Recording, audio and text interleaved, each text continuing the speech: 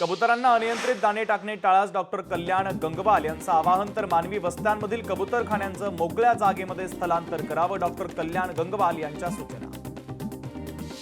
वैद्यनाथ बँकेवर पंकजा मुंडेंचं वर्चस्व कायम. उमेदवार रमेश कराड यांचा 14,316 मतांनी विजय. तर शरद पवारांच्या राष्ट्रवादीचे राजाभाऊ फड यांचा दारुण पराभव.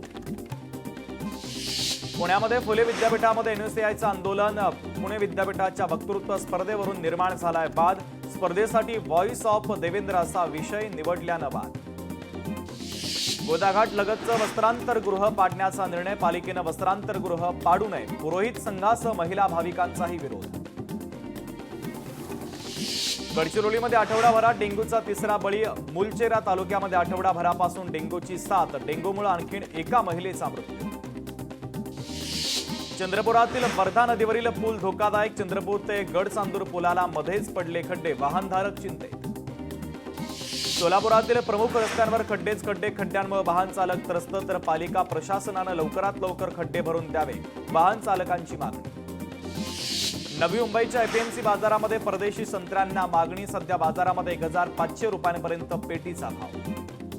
साताऱ्यातील अजिंठा चौकामध्ये अनधिकृत कीटकनाशकांची विक्री करणारी गाडी पकडली. गाडीतून 1,23,000 रुपयांचा मुद्देमाल जप्त. सातारा कृषी विभागाची कारवाई. कोकणातील गणेशोत्सवाच्या पार्श्वभूमीवर प्रशासन अलर्ट मोडमध्ये. मुंबई गोवा महामार्गावरील वाहतूक कोंडी टाळण्यासाठी आता केलं जातंय नियोजन. अंबरनाथमध्ये विद्यार्थ्यांची बेकायदेशीरपणे वाहतूक सुरू. अंबरनाथमधील अपघातानंतर परिस्थिती जैसे थेच. आरटीओच्या अधिकाऱ्यांवर कारवाईची मागणी. गडचिरोलीमध्ये निरंकारी महिला संत समागम सोहळा पार. तर महिलांची मोठ्या संख्येने या सोहळ्याला उपस्थिती. गडचिरोलीच्या महिला सरपंचाला दिल्लीतील सोहळ्याचं निमंत्रण. स्वातंत्र्य दिनी होणाऱ्या ध्वजवंदन कार्यक्रमाला उपस्थित राहण्यासाठी पाठवण्यात आलं निमंत्रण. पुण्यामध्ये वाहतूक नियमांचं उल्लंघन करणाऱ्यांची संख्या वाढली. 6.5 वर्षात 98 लाख वाहनधारकांकडून नियमांचं उल्लंघन. 688 कोटी 16 लाखांचा दंड भरलाच नाही.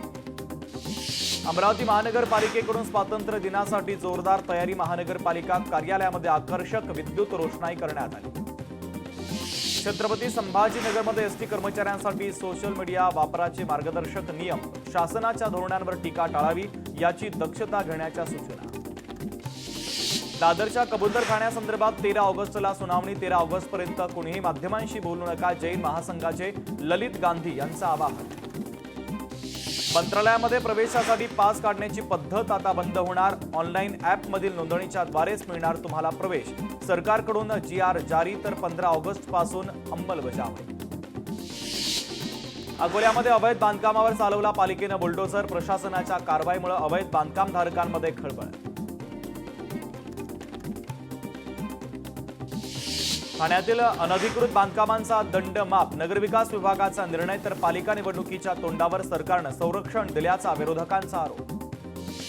नागपूरच्या अल्पसंख्याक समुदायातील विद्यार्थ्यांना परदेशामध्ये उच्च शिक्षणासाठी जाण्याचा मार्ग मोकळा. सर्व विद्यार्थ्यांची शिष्यवृत्ती मंजूर. तर 52 लाखांपासून 1 कोटी रुपयांपर्यंत शिष्यवृत्ती मंजूर. पुण्यात वाहतूक शाखेतील कर्मचाऱ्यांना सौजन्याचे धडे. एरवाड्यामध्ये वाहतूक प्रशिक्षण संस्था उभारणार. नागरिकांसोबत संवाद, सौजन्यशीलता या संदर्भातलं प्रशिक्षण कर्मचाऱ्यांना दिलं जाणार.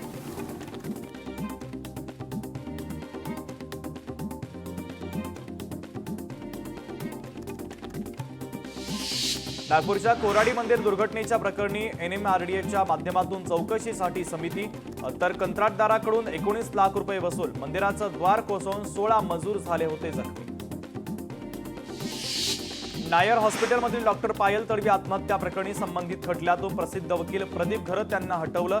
वकिलांना हटवल्याच्या संदर्भात कोर्टाकडूनही आता नाराजी व्यक्त.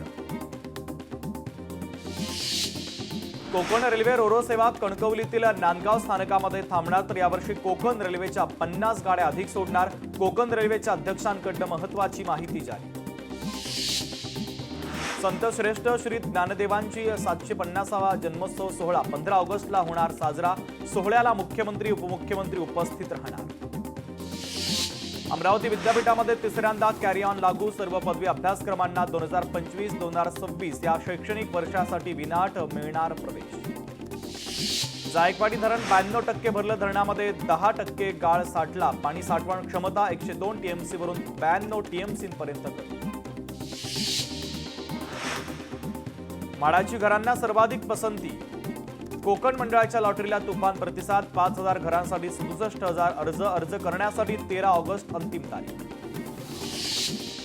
राज्य सरकारी कर्मचाऱ्यांच्या महागाई भत्त्यामध्ये 2% वाढ. राज्याच्या तिजोरीवर 17,000 कोटींचा भार पडणार. कर्मचाऱ्यांच्या भत्त्यामध्ये 53 वरून 55% वाढ. मुंबईला पाणी पुरवठा करणाऱ्या धरण क्षेत्रामध्ये पावसाची विश्रांती. साताही धरणातील पाणी साठा 89% स्थिरावला. गतवर्षीच्या तुलनेत ऑगस्टमध्ये साठा 2% घटला. गणेशोत्सवाच्या काळात जरांगेंचा मुंबईत मोर्चा. मोर्चाची हाक दिल्यानं मुंबईत गर्दीचा ताण वाढणार. 29 ऑगस्टला मोर्चाची हाक. तोडगा काढण्यासाठी गणेशोत्सव समन्वय समितीची मागणी. महादेवी हत्याकांडासाठी याचिका गुरुवारी सूचीबद्ध होणार. सुप्रीम कोर्टाच्या रजिस्ट्रारकडे वकिलांचा पाठपुरावा. सूचीबद्ध करण्यासाठी कोर्टाच्या रजिस्ट्रारकडे प्रलंबित.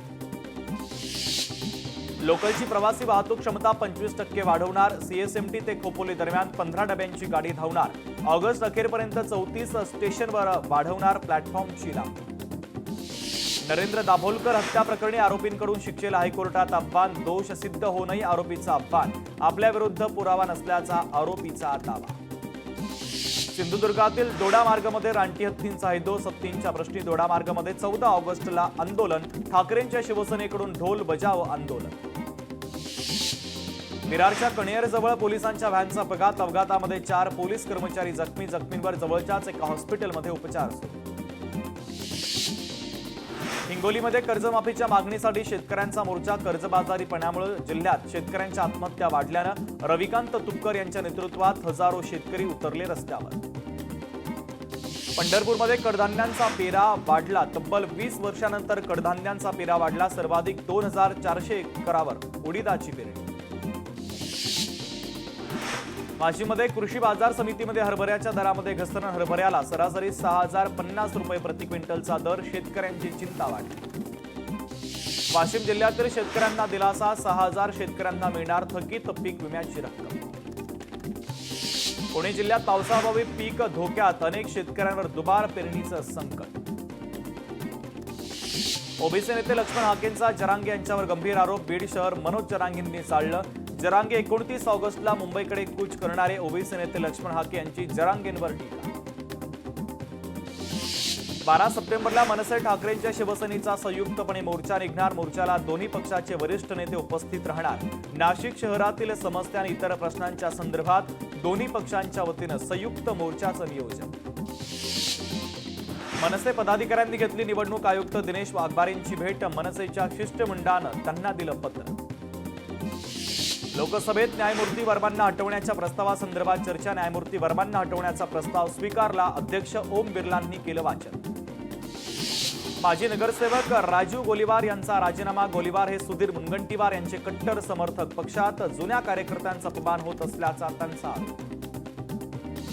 राज्यात 15,000 पोलिसांची भरती केली जाणार. मुख्यमंत्री देवेंद्र फडणवीसांचा कॅबिनेटच्या बैठकीत महत्त्वाचा निर्णय. रोहित पवार आणि सुषमा अंधारे यांना राजकीय कावेळी झाली. भाजपचे प्रवक्ते राम कुलकर्णी यांची टीका. रायगडमधील ध्वजारोहण मानापमानावरून शिवसेनेमध्ये नाराजी. यंदाही मंत्री भरत गोगावलेंना ध्वजारोहणाची संधी नाहीच. कालच्या यादीमध्ये आदिती तटकरेंचं नाव. शिवसेनेत नाराजीची चर्चा. ध्वजारोहणाची संधी मिळाली नाही म्हणून मी नाराज नाही. पालकमंत्री पदाचा मुद्दा अजून बाकी आहे. वरिष्ठांचा निर्णय मला मान्य आहे. गोगावलेंची प्रतिक्रिया. व्हॉइस ऑफ देवेंद्र या स्पर्धेवरून राजकीय वातावरण तापलं. विद्यापीठानं आयोजित केलेल्या कार्यक्रमावरून टीका. एनएसयूआय तसंच विद्यार्थी संघटनांचा या कार्यक्रमाला आणि स्पर्धेला विरोध. दहिसर टोलनाका वेस्टर्न हॉटेल समोर स्थलांतरित करावा. परिवहन मंत्री प्रताप सरनाईक यांची मागणी. तर टोल नाक्यामुळे वाहतूक कोंडी होत असल्यानं मागणी. खासदार निलेश लंके यांचं अनोख्या पद्धतीचं आंदोलन. संसदेमध्ये कांदे नेऊन केली निदर्शनं. कांद्याचे भाव गडगडल्यानं दिल्लीमध्ये त्यांचं आंदोलन.